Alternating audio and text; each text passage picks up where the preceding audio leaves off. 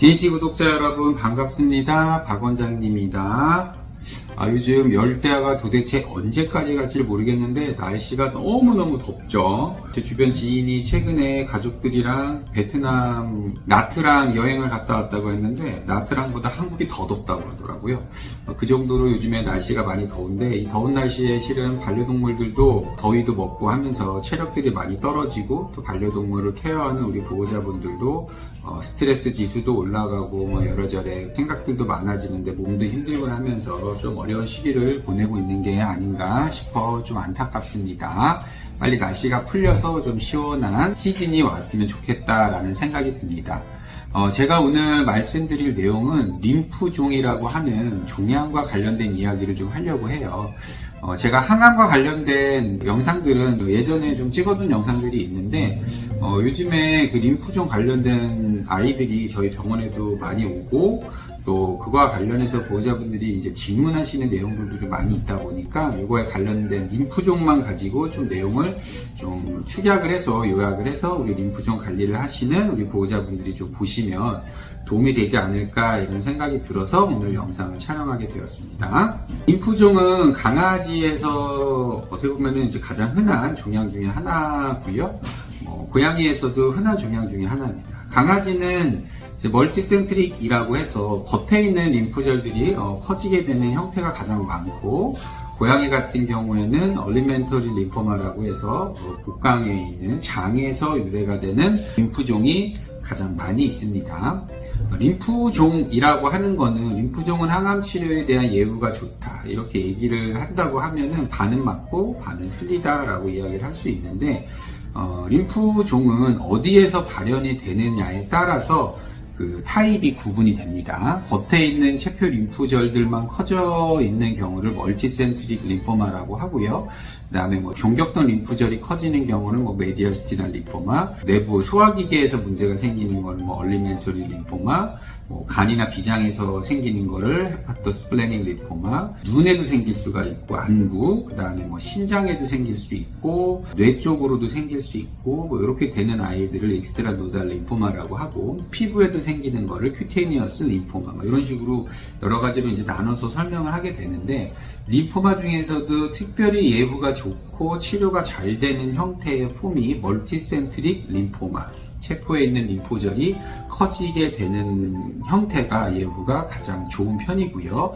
T셀, B셀을 PCR을 통해서 구분을 하기도 하는데 실은 그게 예후적인 부분을 좀 보려고 하는 부분들이 있는 건데, 그게 일반적으로는 T셀이 좀 더 좀 효과가 떨어지고 B셀이 좀 더 좋다라고 하는데, 많이 하다 보면 T셀이나 B셀이나 되는 친구들은 잘 되고 되지 않는 친구들은 잘 되지 않는 그런 경향을 보이고 있습니다. 제가 오늘 영상에서 좀 말씀을 드리고 싶은 부분은 이런 부분인 것 같아요.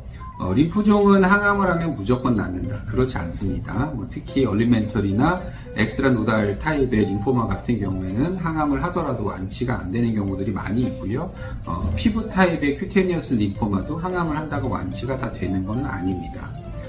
보통 여러 가지 항암의 프로토콜들이 있는데, 제가 림포마 관련된 항암 상담을 할 때는 다양한 프로토콜을 설명드리지 않아요. 제일 좋은 프로토콜 한 가지를 말씀을 드리는데, 그게 여러 가지의 항암제를 같이 사용을 하게 되는 차 프로토콜, 거기에 이제 L-아스파라지나제가 포함이 되면 L-찹이라고 하는데요. 요게 가장 알려져 있는 가장 좋은 항암 치료 방법입니다. 그렇기 때문에 그 치료 방법을 1번으로 말씀을 드리는 거고, 그 다음에 요즘에 새로 미국에서 출시돼서 우리나라에서는 아직 사용을 하는 게 아직 허가는 안 났을 거예요. 3주에 한 번씩 주사로 맞는 항암제가 있습니다. 그 다음에 독소로비신을 3주에 한 번 주사로 맞는 항암치료, 그 다음에 CCNU라고 하는 로무스틴을 3주에 한 번씩 먹는 항암치료, 이런 것들이 여러 가지 치료들이 있는데, 그 중에서 가장 우선시 1번으로 선택을 해서 고려를 해야 되는 것은 몇 가지 항암제를 같이 사용을 하는 차 프로토콜이다라는 말씀을 드리고 싶습니다. 항암 치료를 시작하게 되면은 이 약물에 대한 치료 효과가 있냐 없냐를 보는 거잖아요.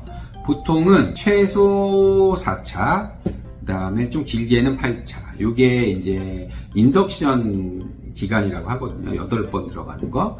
요렇게 들어갔을 때 림프절 종양이 완전히 소멸돼야 됩니다. 완전히 소멸되는 걸 Complete Remission이라고 해서 CR이라고 표현을 하는데, 최소 2사이클이 돌았을 때 완전히 없어져야 돼요.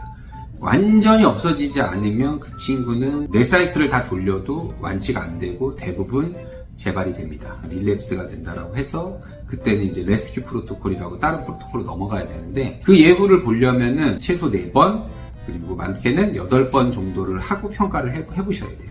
그렇게 했을 때 CR이 되면은 완치를 좀 기대해 볼 수 있습니다. 근데 그게 안 되면 완치를 기대하기는 어렵다. 그리고 한 번, 2번 해서는 알 수가 없어요. 이게 항암제가 여러 가지를 섞어 쓰는 거기 때문에 그 전체 항암제가 한두 번은 들어가 줘야 그거를 알 수 있다라는 말씀을 꼭 드리고 싶고, 또 이렇게 체표림프절이 이렇게 커져 있는 경우에 그걸 단순 염증이라고 생각을 하고 스테로이드 약을 좀 처방을 받아서 미리 먹고 다시 커져가지고 병원을 오는 경우들이 있는데, 실은 이제 보호자분들이 어느 정도 지식은 가지고 있어야 되는 이유가, 항암 치료를 할 때 스테로이드를 먹어서 줄어들었다가 다시 커진 이력을 가진 친구들 같은 경우에는 항암 치료에 대한 반응성이 떨어집니다.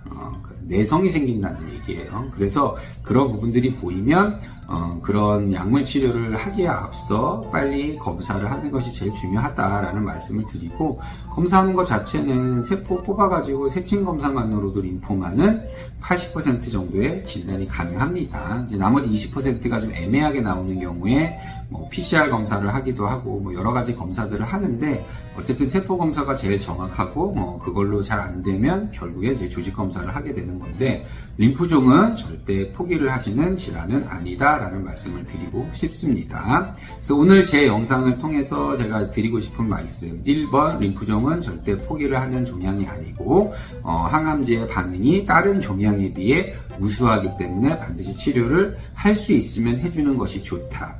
다만 이게 매주 오는 치료가 너무 부담이 된다. 이 부담이 되는 건 여러 가지가 있을 수 있습니다. 시간적인 문제가 될 수도 있고요, 경제적인 문제가 될 수도 있습니다. 그런 경우에는 다른 항암 치료를 할 수 있는 방법들을 모색을 하는 것이 가장 좋다. 그 다음에 완치가 되는지 안 되는지의 여부는 최소 4번, 많게는 8번 정도 2사이클이 돌아가고 나서 뭐가 돼야 된다? 완전히 없어져야 된다. 완전히 없어지면 완치를 기대해 볼 수 있다 라는 점 말씀드리고, 3번째, 항암 치료를 본격적으로 시작하기 전에 스테로이드를 함부로 먹지 말고 병원을 오시는 것이 좋다라는 내용, 오늘 꼭 우리 보호자분들이 기억을 해주셨으면 좋겠습니다. 안녕.